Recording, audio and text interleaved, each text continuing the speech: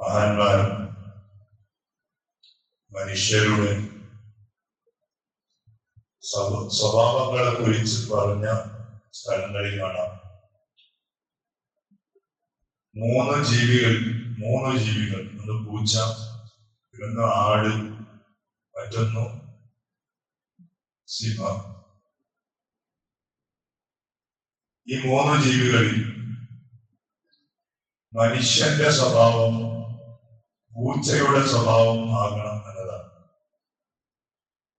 ആടിന്റെ സ്വഭാവമായിക്കൂടാ, സിംഹത്തിന്റെ സ്വഭാവമായിക്കൂടാ. ആടെന്ന് പറഞ്ഞാൽ ഒരു സാധുവായ ജീവിയാണ്. അല്ലെങ്കിൽ എന്ത് ചെയ്താലും അതിന് പിന്നെ ഒരു റിയാക്ഷൻ ഉണ്ടാവില്ല. ആടാന്ത ജീവിയാണ്. അതുപോലെ ആകാൻ പാടില്ല മനുഷ്യൻ. തീരെ ദേഷ്യം വരാത്തൊരു മനുഷ്യൻ ആവാൻ പാടില്ല. ദേഷ്യം വരേണ്ട വിഷയങ്ങളിൽ ദേഷ്യം വരണം. ഹബീബായ റസൂലുള്ളാഹി സ്വല്ലല്ലാഹു അലൈഹി വസല്ലം തങ്ങളുടെ ജീവിതം അങ്ങനെയായിരുന്നു. ദേഷ്യം വരേണ്ട വിഷയങ്ങളിൽ റസൂലുള്ളാഹി തങ്ങളുടെ മുഖത്തിന്റെ വർണ്ണം പോലും മാറിയിരുന്നു എന്നാണ്.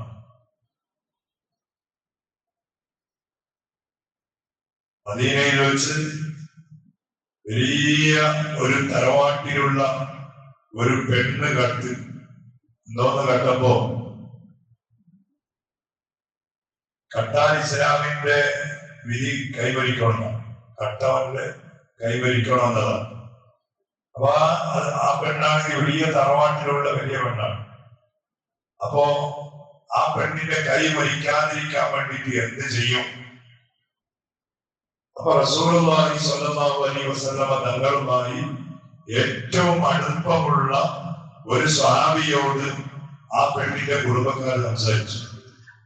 നിങ്ങൾ എന്തെങ്കിലും ചെയ്തിട്ട് റസൂലുള്ളാഹി തങ്ങളുടെ അടുത്ത് പോയി ഇൻഫ്ലുവൻസ് ചെയ്തിട്ട് ഈ പെണ്ണിന്റെ കൈ മരിക്കാത്ത പോലെയുള്ള ഒരു അവസ്ഥ ഉണ്ടാക്കി തരണം. അങ്ങനെ ചെയ്താൽ ഗുണമുണ്ട്. ഇസ്ലാമിന് ഒരുപാട് നേട്ടങ്ങളുണ്ട്. കാരണം വലിയ പ്രമാണിയായ ഒരു കുടുംബത്തിലുള്ള പെണ്ണാണ്.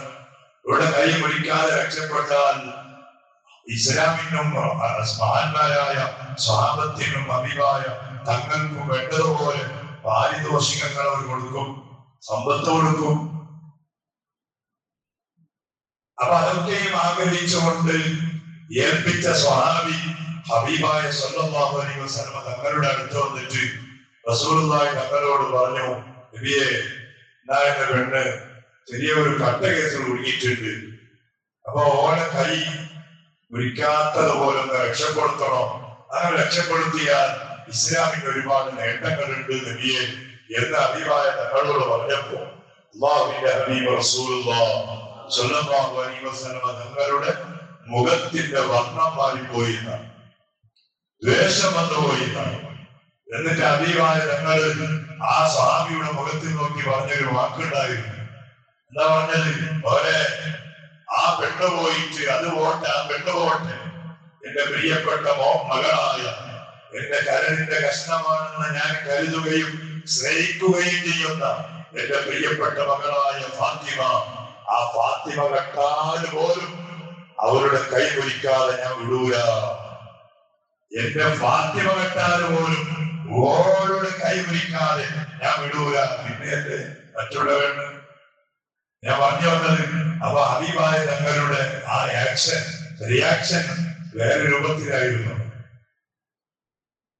ദേഷ്യം വരേണ്ട സമയത്ത് ദേഷ്യം വരണം. ആടുപോലെ ആകാൻ പാടില്ല മനുഷ്യൻ. നമ്മുടെ മക്കൾ പല തെറ്റ് ചെയ്യും. അപ്പൊക്കെ അതൊക്കെ കണ്ടിരിക്കുന്ന ഒരു ആട് പോലെ നിൽക്കുന്ന ഉപ്പയാകാൻ പാടില്ല.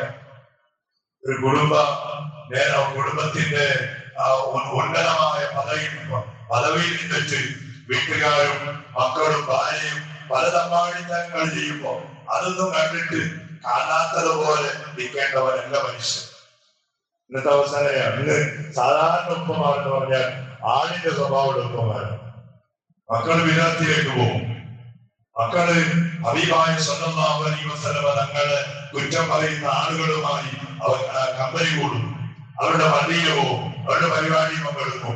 എല്ലാവരും ഉപ്പ ഇങ്ങനെ ഉണ്ടാകുന്നു. അത് കണ്ടിട്ട് സാരയില്ല. സാരയില്ല, ഓന്റെ സ്വഭാവന, ഓന്റെ പ്രായല്ലേ ഇപ്പോ, ഓന്റെ പ്രായല്ലേ. നാട്ടിൽ പല അമ്മാടിത്തരങ്ങൾ നടക്കും. അവ നാട്ടിലെ പ്രധാനമാരായ കാരണവന്മാർ പലരുണ്ടാവും.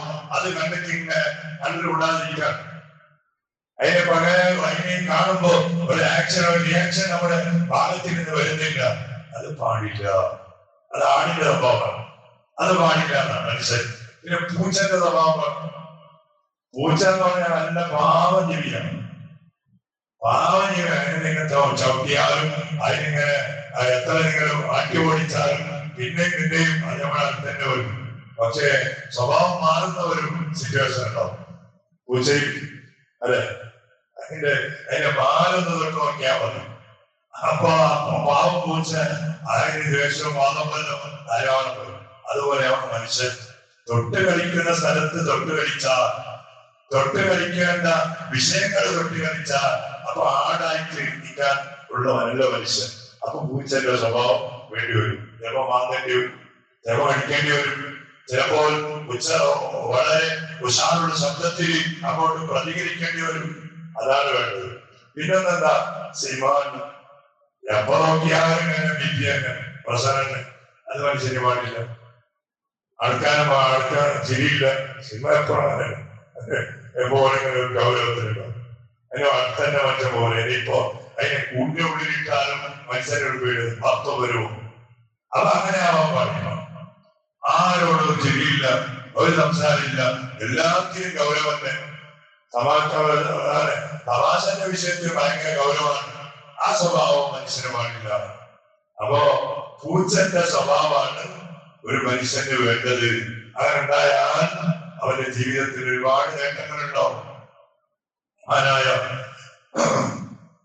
സയ്യിദുന അലി ഇബ്നു അബീ ത്വാലിബ് റളിയല്ലാഹു അൻഹു ഒരു വലിയ യുദ്ധം ചെയ്യാൻ ശത്രുക്കളുമായി വളരെ ശക്തമായി നേരിടുന്ന സമയം ഇസ്ലാമിന്റെ ഏറ്റവും വലിയ ശത്രുവായ ഹബീബായ റസൂലുള്ളാഹി സ്വല്ലല്ലാഹു അലൈഹി വസല്ലം തങ്ങളുടെ അടക്കം ഒരുപാട് തെരുവിളിക്കുന്ന വലിയ തടിയുള്ള ഒരു ശത്രുവായ മനുഷ്യൻ ഒരുമായി യുദ്ധം ചെയ്യുന്നു. അലി റളിയല്ലാഹു അൻഹു പറഞ്ഞ ചെറിയ മനുഷ്യനാണ്, വലിയ ഐറ്റവും ഇല്ലാത്ത ചെറിയ മനുഷ്യൻ, എന്നാലോ വലിയ ശുചാരിയാണ്, ഭയങ്കര ധീരനാണ്. എത്ര ആളുകളുണ്ടായാലും അത് നേരിടാനുള്ള വലിയ കഴിവുള്ള നേതാവായിരുന്നു സയ്യിദുന അലി ഇബ്നു അബീ ത്വാലിബ്. ശക്തമായ യുദ്ധം ചെയ്യും. യുദ്ധത്തിന്റെ അവസാന ഘട്ടത്തിൽ ആ വലിയ ശത്രുവായ മനുഷ്യനെ അലി ഇബ്നു അബീ ത്വാലിബ് റളിയല്ലാഹു അൻഹു താഴെ കിടത്തി. എന്നിട്ട് അയാളെ നെഞ്ചിന്റെ മുകളിൽ കയറിയിട്ട് അയാളെ കൊല്ലാൻ വേണ്ടിയിട്ട് അലി ഇബ്നു അബീ ത്വാലിബ് റളിയല്ലാഹു അൻഹു തയ്യാറാവുമ്പോ അടിയിൽ കിടന്ന ആ മനുഷ്യൻ അലി ഇബ്നു അബീ ത്വാലിബ് റളിയല്ലാഹു അൻഹു മുഖത്തിലേക്ക് ഒരു തുപ്പിയതാണ്. അടി കിടക്കുന്ന മനുഷ്യൻ മുഖത്തിലേക്കുമ്പോ നെഞ്ഞിരിക്കുന്നത് ഒരു തുപ്പലാണ്. അലി ഇബ്നു അബീ ത്വാലിബ് തങ്ങളുടെ മുഖത്തിലേക്ക് അങ്ങനെ തുപ്പിയ സമയത്ത് മഹാനായ അലി ഇബ്നു അബീ ത്വാലിബ് റളിയല്ലാഹു അൻഹു അയാളെ കൊല്ലാൻ വേണ്ടി ഒരുങ്ങിയ സ്വഹാബിയ ആ കൊല്ലുന്ന പരിപാടിയിൽ നിന്ന് വല്ല അലിയാർ റളിയല്ലാഹു അൻഹു അങ്ങോട്ട് നീങ്ങിപ്പോയതാണ്. തുപ്പിയപ്പോ അങ്ങോട്ട് നീങ്ങിപ്പോയതാണ്.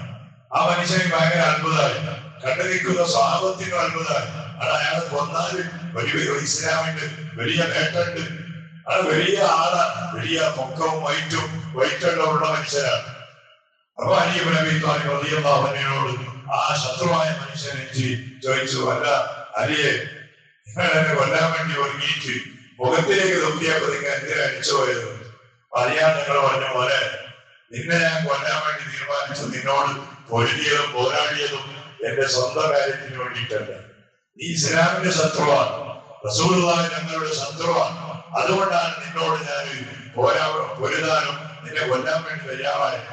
പക്ഷേ നീ എന്റെ മുഖത്തിൽ തൊപ്പിയപ്പോ ആ തൊപ്പിയതിന്റെ ശേഷവും നിന്നെ ഞാൻ കൊന്നാൽ നീ ചിലപ്പോ നിന്റെ മനസ്സിൽ വിചാരിച്ചു തുപ്പിയതിന് വേണ്ടിയിട്ട് അറിയാതെ വന്നു. പക്ഷേ നീ തുപ്പിയതിന് വേണ്ടിയിട്ട് നിന്നോടൊരു പ്രതികരണം വേണ്ടെന്ന് പറഞ്ഞിട്ട് ഞാൻ ഒഴിഞ്ഞു പോയതാണ്. ആ വലിയ മനുഷ്യൻ ഈ വലിയ സ്വഭാവങ്ങൾ ഇസ്ലാമിലേക്ക് വന്നു. ഇതാണ് മനുഷ്യൻ പറഞ്ഞത്. ഇസ്ലാമിലേക്ക് കടന്നു വന്നതാണ്. മരിക്കാൻ കിടന്ന മനുഷ്യൻ അലി ഇബ്നു അബീ ത്വാലിബിന്റെ ആ വലിയ സ്വഭാവം കണ്ട് ഇസ്ലാമിലേക്ക് കടന്നു വന്നു. ആ രൂപത്തിലുള്ള മനുഷ്യരായി നമുക്ക് മാറാനും നമ്മുടെ സ്വഭാവങ്ങളെ മാറ്റാനും കഴിഞ്ഞാൽ അതാണ് ഏറ്റവും വലിയ ഇസ്ലാമിൽ ഫലപ്രദമായ കാര്യം. അള്ളാഹു നമുക്ക് തൗഫീഖ് ചെയ്യട്ടെ. ഇൻഷാ അല്ലാഹ് സ്വലാത്തിന്റെ ദിവസാണ് ധാരാളമായി മുത്ത് റസൂലുള്ളാഹി സ്വല്ലല്ലാഹു അലൈഹി വസല്ലം തങ്ങളുടെ വേണ്ടി സ്വലാത്ത് ചെയ്യാൻ സമയം കണ്ടെത്തുന്നവരാകണം. അള്ളാഹു ധാരാളം സ്വലാത്ത് ചൊല്ലി ദുനിയാവിൽ ഹബീബായ തങ്ങളെ ഒന്ന് സിയാറത്ത് ചെയ്യാനും അള്ളാഹുവെ മരിക്കുന്നതിന് മുമ്പ് ഹബീബായ തങ്ങളുടെ പൂമുഖം ഒന്ന് കണ്ടു മരിക്കാനും ആഖിറത്തിൽ അവിടുത്തെ ശഫാഅത്തുൽ ഒരുമിച്ച് കൂടാനും അവിടുത്തെ കയ്യിൽ നിന്ന് ഹൗദുൽ കൗസർ വെള്ളം വാങ്ങിക്കുടിക്കാനും സ്വലാത്തിന്റെ ബർക്കത്തുകൊണ്ട് വളർച്ചവനെ ഞങ്ങളുമായി ബന്ധപ്പെടുന്ന എല്ലാ വിശ്വാസികൾക്കും നീ തൗഫീഖ് നൽകണേ അല്ലാഹ്. പരിശുദ്ധ ജുമാഅത്തിലും പകലുകളിലും സ്വാലിഹീങ്ങളായ നിന്റെ അടിയാറുകൾ ചെയ്യുന്ന ഏതൊക്കെ സൽക്കർമ്മങ്ങളുണ്ടോ അതിന്റെ ബർക്കത്തുകൊണ്ട് അല്ലാഹ് നമ്മുടെ നാട്, നമ്മുടെ പരിസര നാടുകൾ സർവ മുഅ്മിനീങ്ങളും മുഅ്മിനാത്തുകൾ ജീവിക്കുന്ന നാടുകളെയും എല്ലാവിധ ആഫാത്തുകളിൽ നിന്ന് കാക്കണേ അല്ലാഹ്. മുസീബത്തുകളിൽ നിന്നിട്ട് കാക്കണേ റഹ്മാനെ. ധാരാളമായി പടച്ചവനെ നിന്റെ പ്രത്യേകമായ റഹ്മത്തുകൾ ബറക്കത്തുകൾ നമ്മുടെ നാടുകളിൽ, നമ്മുടെ വീടുകളിൽ, നമ്മുടെ കുടുംബങ്ങളിൽ, നമ്മുടെ ശരീരങ്ങളിൽ ഞങ്ങളുമായി ബന്ധപ്പെടുന്നവരിൽ നീ ചൊരിയണേ റഹ്മാനെ, നീ ചൊരിയണേ അല്ലാഹ്. റബ്ബേ, എത്രയോ ആളുകൾ പലവിധ രോഗങ്ങളും മാരകമായ രോഗങ്ങളെ കൊണ്ടുപോലും പ്രയാസപ്പെടുന്ന, കഷ്ടപ്പെടുന്ന കുടുംബക്കാരും നാട്ടുകാരും ഞങ്ങളുമായി വസിയത്ത് ചെയ്തവരുമുണ്ടോ? ഈ സദസ്സിലും പലവിധ രോഗങ്ങളെ കൊണ്ട് പ്രയാസപ്പെടുന്നവരുണ്ടോ? ഷഫിയായ ഉണ്ട്, ആജിയായ കാമിയായ ശിഫാവ് കൊണ്ട് എല്ലാ രോഗികളെയും നീ അനുഗ്രഹിക്കണേ അല്ലോ, നീ അനുഗ്രഹിക്കണേ ഉണ്ട്. സർവ്വരോഗങ്ങളും നീ മായ്ച്ചു കളയണേ അല്ലോ. പടച്ചോനെ, ചെറിയ ചെറിയ മക്കളടക്കം അല്ലാഹുവേ പലരും രോഗികളാ, ശിഫ നൽകണേ അല്ലോ. റബ്ബേ, ഞങ്ങളുമായി ബന്ധപ്പെടുന്ന ആളുകൾക്ക് നീ തന്ന ആഫിയത്താകുന്ന വലിയ നിഅമത്ത് അത് മരിക്കുന്നത് വരെ നിലനിർത്തണേ അല്ലാ. മരണം ഖൈറാകുന്ന സമയം ഈമാനോട് ഞങ്ങളെ നീ വിളിക്കണേ അല്ലാ. നമ്മിൽ നിന്ന് വിളിച്ച് നീ കൊണ്ടുപോയ എല്ലാ മുഅ്മിനീങ്ങൾക്കും മുഅ്മിനാത്തുകൾക്കും നീ മഗ്ഫിറത്ത് നൽകല്ലോ, മർഹമത്ത് നൽകല്ലോ. അവർ കിടക്കുന്ന ഖബർ നിന്റെ റഹ്മത്ത്, പ്രത്യേകമായ റഹ്മത്ത് ചൊരിയുന്ന ഖബറുകളായി നീ ഏറ്റെടുക്കണേ അല്ലാ. بحق سيدنا محمد صلى الله عليه وسلم. حسبنا الله ونعم الوكيل، نعم المولى ونعم النصير. حسبنا الله ونعم الوكيل، نعم المولى ونعم النصير. حسبنا الله ونعم الوكيل، نعم المولى ونعم النصير. صلى الله على محمد صلى الله عليه وسلم.